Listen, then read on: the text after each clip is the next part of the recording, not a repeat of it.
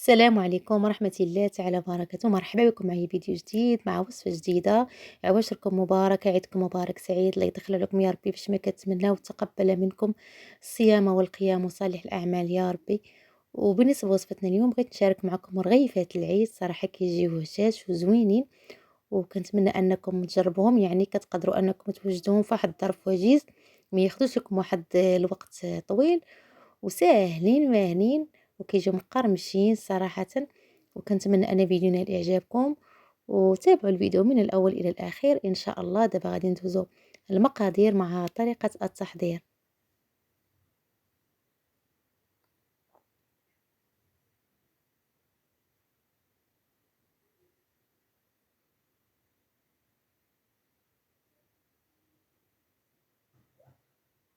بالنسبة للمقادير، عندي هنا نص كيلو ديال الدقيق الابيض الفورز، غادي نحتاج مع ملعقة ديال حبة حلاوة، وملعقة ديال المنافع، يعني الملعقة كبيرة ما مملوءاش بزاف، يعني كاع ما عامرة بزاف.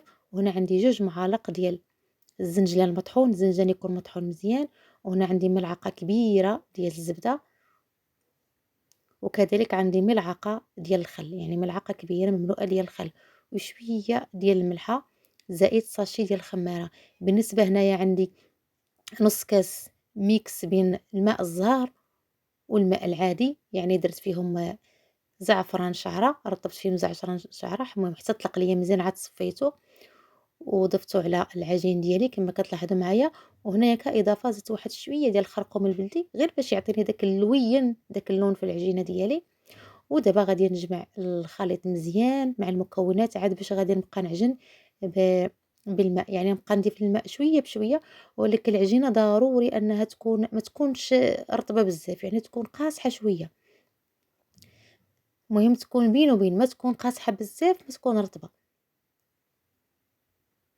المهم غادي نجمع العجينه ديالي مزيان، وغادي ندلكها، يعني غتعطوها واحد شويه ديال الدليك، وغادي ديروها في واحد البلاستيك وتخليوها ترتاح ديك مده 15 دقيقه حتى ل 10 دقائق، غير باش تساعدكم في الخدمه، يعني بلا ما ديروها ترتاح وسيروا وجدوا لكم شي حاجه اخرى، يعني بلا ما وجدت لكم ان شاء الله.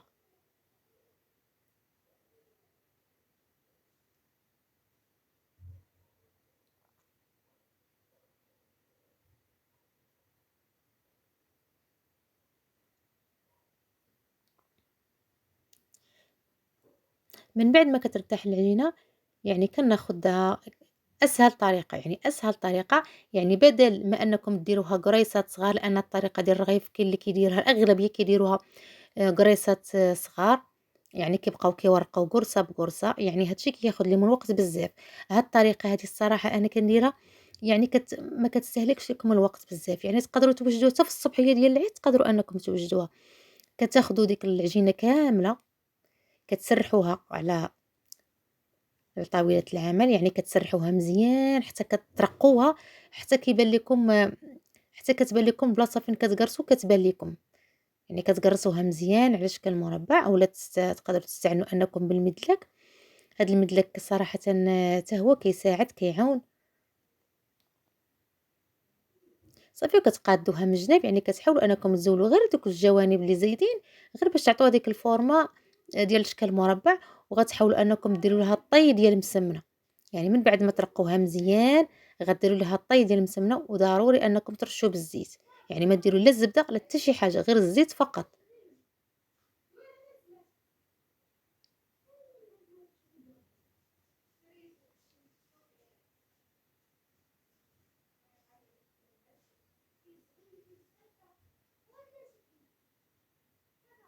كما كتلاحظوا غادي ديروا طيه ديال المسمن، غادي طووها على جوج، ثم غادي ديروا وحده فوق اختها، يعني الطيه الثالثه. وانتم كتغرسوا بالزيت من طبيعة الحال، يعني ما ديروا لا زبدة لا حتى شي حاجة، غير الزيت فقط. صافي كتزيدوا تحاولوا انكم كتبسطوها شوية هكايا باليد، وكتحاولوا كديروا التنيوة عاوتاني واحد التنية اخرى، كديروا التنية الاولى والتنية الثانية، يعني كطوها على 4،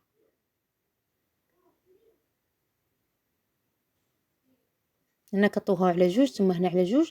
صافي، وكتحاولوا أنكم كتقسموها على جوج وكديروها في بلاصتيك غير ترتاح لكم شوية ديك دقيقة ماكسيموم 2 دقايق، تقدروا أنكم تكملوا حتى للعمل في ديك اللحظة نيت.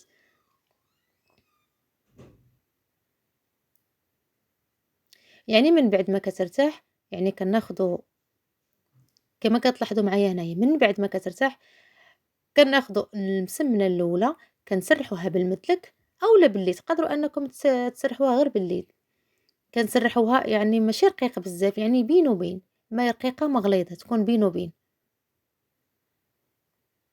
وغادي ناخد الجرار وغنحاول أنني نقاد الجوانب، غادي نخليه على شكل مستطيل أولا شكل مربع، وغادي نكون منها مربعات.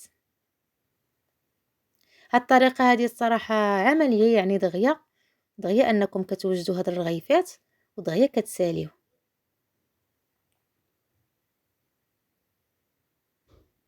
صافي المهم بعدا الزيت أنا راني وجدتها، المهم الزيت راني سخنتها مزيان، الزيت تكون سخونة مزيان، وغادي نقطعها مربعات وغنحاول أنني غادي نديرهم في الزيت عاد باش غادي نقص البوطة شوية، يعني ملي ترميو ديك الساعة الرغيفات ما تخلوش البوطة مجهدة بزاف، يعني نقصوا شوية باش يطيبوا على خاطرهم، يعني إلا جهدتوا البوطة غير غادي تشوطوا ليكم. المهم الزيت راه سخنات ليا، غادي ندير الرغيفات ديالي فيها، وغادي ناخذ واحد الملعقة وغنحاول أنني كنوضع الزيت من الفوق منها. المهم كما كتلاحظوا معايا في الفيديو يعني طريقة سهلة. هاد العملية ضروري أنكم تقوموا لأنها كتساعدكم بزاف باش كيزيدو كيتنفخوا كتر وكيكونوا واحد الفقاعات صغيورين، هادوك الفقاعات ضروري أنهم يكونوا في الرغيفات. صافي ومن بعد غادي نقلبوها على الوجه الثاني حتى يطيبوا لنا، المهم غير يتحمروا ما تخليهمش يعني كيوليو داك اللون ديالهم مغمق، غير كيتحمروا كيوليو ذهبيين فقط صافي وكنزولوهم على هاد الشكل، اللون ديالهم يكونوا على هاد الشكل. من بعد ما كنزولوهم كنديرهم في شي كسكاس اولا في شي شبيكة وكنرشوا عليهم العسل، يعني حاولوا تعطيهم شوية ديال العسل، ومن بعد كنرشوهم بالزنجلان.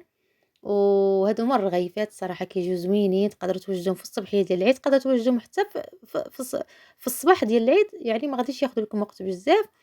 ومن بعد ما كنرشهم بالزنجلان كيجيو على هذا الشكل. وشكرا لكم على المتابعة، إلى فيديو قادم إن شاء الله، دمتم في رعاية الله وعواشركم مبروكة وعيدكم مبارك سعيد يدخل عليكم يا ربي باش ما كتمناو. شكرا لكم.